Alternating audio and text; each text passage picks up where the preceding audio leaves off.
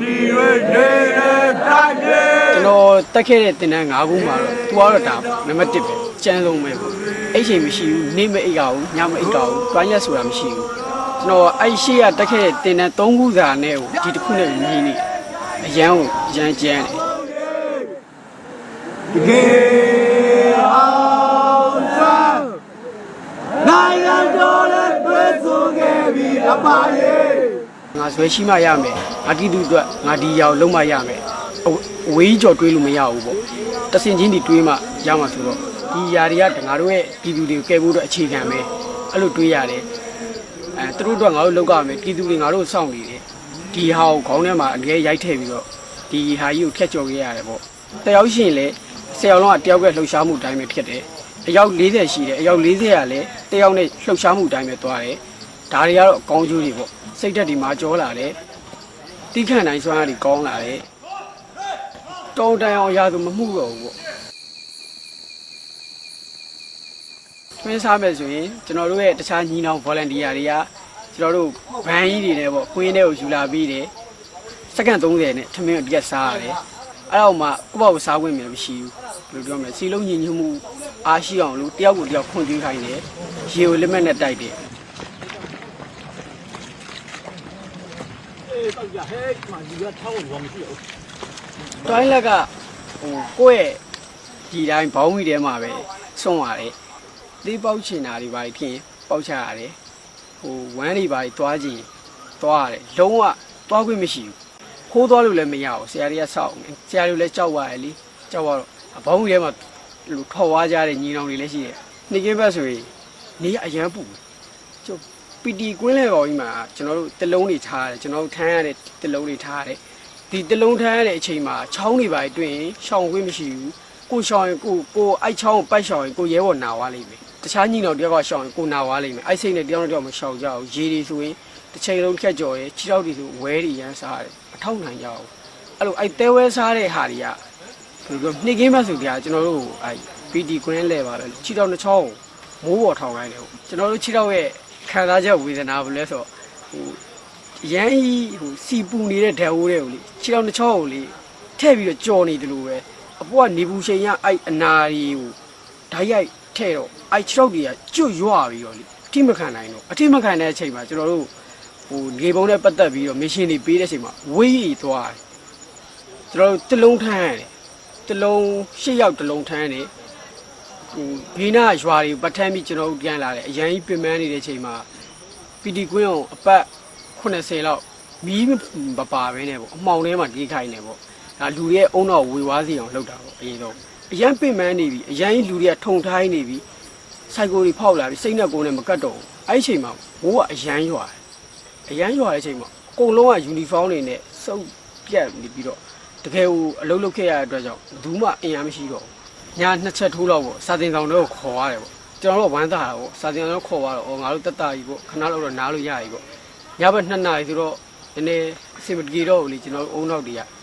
ကရဲကြီးတွေစိတ်နဲ့ကိုယ်နဲ့မကတ်တာကြီးအိတ်ချင်တာကြီးမတက်ရရင်အိတ်နေတာကြီးလမ်းလျှောက်ရင်အိတ်ပြောသွားတာကြီးအဲ့လိုတွေလည်းရှိရပေါ့အာဆရာစာတင်ဆောင်တော့ခေါ်သွားတော့အရင်ဝမ်းသာပြီစာတင်ဆောင်လည်းသွားပြီပေါ့စာတင်ရနဲ့ရောက်သွားတဲ့အချိန်မှာကျွန်တော်တို့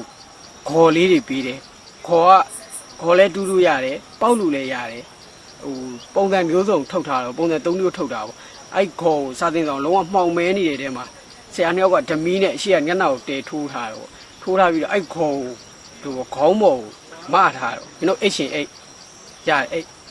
အဲ့မှာအဲ့လက်နဲ့အဲ့ခေါ်နဲ့ခေါင်းနဲ့မထိစေနဲ့ထိမင်းတို့နှိုးမယ်အိတ်တော့ထိသွားမှာပဲအဲ့ချိန်မှာဆရာနှိုးတယ်ပြန်ထလာတယ်တောင်ကြီးမြောက်ကြီးနဲ့အဲ့ချိန်မှာစိတ်ဆိုင်ကူတွေကဖောက်တယ်ဒေါသကြီးထွက်တယ်ဆရာတွေအကုန်လုံးအရန်ကိုကြောက်ရတယ်ပေါ့အဲ့ဆရာရှိတော့ကျွန်တော်သူ့ရှိမှပြစ်လဲတာ3ခါကျွန်တော်ပြန်ထတယ်အလုံးမရမယ်မတက်နိုင်ဘူးနားခွင့်မရှိဘူးနားရင်လည်းငါထုတ်ခံရတယ်ဒီတော့ကြောင့်ငါမနာဘူးလုံပဲခေါ်ကိုင်းနေဘုံးစီပြစ်လဲသွားတယ်ဘေးနာ volunteer ကလာထူပေးတယ်ရတယ်ကိုကျွန်တော်လုံမယ်3ခါတီတီလဲပြီးတဲ့နောက်ပိုင်းမှာနောက်ဆုံးတစ်ခါပေါ့နောက်ဆုံးတစ်ခါမှကျွန်တော်ငလုံးမမွေ့ဘူးငလုံးပွင့်လာတယ်နောက်ဆုံးဘယ်လောက်ထိလဲဆိုစပင်တွေဆွဲတယ်ကိုကလုံးဝစိတ်နဲ့ကိုယ်နဲ့မကတ်တော့စိုက်ကိုကြီးဖောက်နေကြောင်းနေတူကအဲ့အချိန်မှာလုံးဝမထင်မဖက်နဲ့လက်သွားတယ်တတိကရိုက်ခံရတဲ့နေတော့ဆိုရင်ကျွန်တော်ကအဲ့နေရာမသိဘူး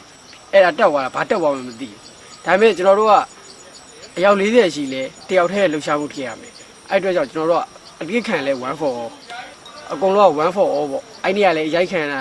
တယောက်မှလဲ1 for all အဲ့အတွက်ကြောင့်အဲ့ဒီကပထမဦးဆိုကျွန်တော်တို့တင်းလီတာပေါ့လက်စုံဝိုင်းတော့ထောက်ပါတယ်လက်စုံမှုရိုက်တယ်ရိုက်ရတဲ့အချိန်မှာ9ချက်ရိုက်တယ်ချိန်လုံးတော်ချိန်လုံးမို့တစ်ချောင်းကြီးပေါ့တော်ကြီးတယ်အရှိကတက်စုံမှုရိုက်တယ်9ချက်ရိုက်တက်စုံမှုကအဲ့3ချက်မှလည်းအဲ့ဒီမြေကြီးပေါ်ဘုတ်ကလေးပြုတ်ကျသွားတယ်ယောက်ျားအရင်မှကြီးမခံနိုင်ဘူးဒီကြားတဲ့အန်ဟောစရာကောင်းတဲ့တကွာမိန်းကလေးတယောက်ပါတယ်ဒီလောက်ကြမ်းတမ်းခက်ခဲတဲ့တင်တန်းမှာဒီမိန်းကလေးတယောက်ကဘာကြောင့်ရှိနေတာလဲပေါ့သူအဲ့နေကအရိုက်ခံရတယ်ပေါ့အဲ့မိန်းကလေးတယောက်လှည့်ကိုရောက်တော့ဆရာမလျှော်ပြီးကျွန်တော်တို့မိန်းကလေးဆိုတော့လျှော်ပြီးမှထင်ခဲ့တာဆရာမိန်းကလေးကြမှာပဲကျွန်တော်တို့စိတ်တွေကပူရိုက်သလိုကြီးခံလာတယ်အပြစ်ပေးခံပြီးကျေးဇူးတင်ပါတယ်ဩရတယ်အဲ့ကျေးဇူးတင်ပါတယ်ဩတာလေထထူးဆန်းလေးတာဘာလဲဆိုတော့ဟိုရင်ကောင်းတွေကအတန်ပေါင်းဩရတယ်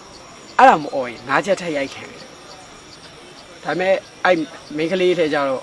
အဲ့ငါးချက်ရိုက်ခံတယ်ဒါပေမဲ့ तू អော်လိုက်တဲ့အချိန်မှာသူ့ရဲ့အရန်ခံစားနေရတဲ့ဝေဒနာနဲ့ तू ပင်ပန်းနေတာကြီးရဲ့အဲ့ဒီအကုန်လုံး तू ကဒီကျေးဇူးတင်ပါတယ်ဆိုတဲ့စကားရဲ့ကို तू ကမူးထည့်လိုက်တယ်သဘောလို့သူ့ရဲ့ fee ကုန်တော့ဒီကျေးဇူးတင်ပါဆိုတဲ့စကားကိုရောက်သွားတာပေါ့အဲ့ဒီအချိန်မှာ तू ဆရာကိုလက်ထောက်ပြီးကျေးဇူးတင်ပါတယ်ဆိုပြီးអော်ပြောတဲ့အချိန်မှာသူ့ရဲ့လှုပ်ရှားပုံသူ့ရဲ့မျက်နှာသူ့ရဲ့ performance ကိုကြည့်ပြီးတော့ကျွန်တော်တို့ရဲဘော်ယောက်ျားလေးညီနောင်တွေအကုန်မှုရောအဲ့ဒီဆရာအကြီးဆုံးကမေးတယ်ဘာလို့မှုတာလဲတယောက်ကထားပြောတယ်ကျွန်တော်တို့နားလို့မဟုတ်ဘူးပေါ့ဟိုကျွန်တော်တို့မခံစားနိုင်ဘူးပေါ့ကျွန်တော်တို့ရဲဘော်ထိတာခံစားနိုင်ဘူးဒါပေမဲ့ဆရာလိုချင်တာအဲ့ဒါဘာလဲဆိုတော့ဒီလူတွေကတယောက်ကိုထင်တယောက်ကလုံးဝအထိခက်မခံနိုင်ဘူးအရာအလုံးလေ तू က1 for all ပဲလောက်ခိုင်းတယ်ဘာကြောင့်လဲဆိုတော့အကုန်လုံးကိုဒီကောင်တွေကတသွေးတဲ့တသားတဲ့တပုံစံနဲ့ဖြစ်နေရအဲ့အတွက်ကြောင့်မို့ဘာအတွက်အခုလိုတွေရိုက်တီခံပြီးဆက်လုပ်ရတယ်ဆိုတော့ကျွန်တော်တို့ရဲ့နံပါတ်1ကဒီသူဆိုတာရှိတယ်နံပါတ်2ကကျွန်တော်တို့ကြားရှုံးရတဲ့ရဲဘော်တွေနံပါတ်3ကဘာလဲဆိုတော့ကျွန်တော်တို့နိုင်ငံအတွက်ကျွန်တော်တို့မိသားစုကမပေါ့ကျွန်တော်တို့မပေါ့ကျွန်တော်ညီနောင်တွေအကုန်လုံးကလည်းသူတို့အတွက်ဘယ်တော့မှလောက်ဒီရတယ်အကုန်လုံးကကိုယ့်အတွက်လောက်တာကြီးမဟုတ်ဘူးကျွန်တော်မိသားစုဆိုလည်းတော်တော်ကြီးကိုအဲ့လိုအဆင်မပြေတော့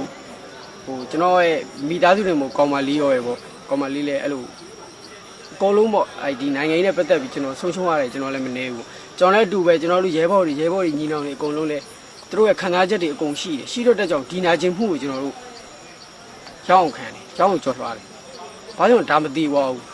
ငါတို့ရိုက်နေတာတစ်သက်လုံးရိုက်နေမှာမဟုတ်ဘူးတစ်နှစ်ရိုက်မှာမဟုတ်ဘူးတစ်လရိုက်မှာမဟုတ်ဘူးတစ်နာရီရိုက်မှာမဟုတ်ဘူးထိုင်ကုန်10မိနစ်ပဲငါတို့ရိုက်ခံ10မိနစ်အဲ့တို့ကြောင့်ငါတို့တောက်ခံတခါကျရင်ကျွန်တော်ကိုဖင်လေးကိုပြန်ပြီးတော့စကားပြောဖြစ်တယ်မင်းကိုအားနာပါတယ်မင်းခံလိုက်အောင်ပါသိရမလားမတွန့်စီနဲ့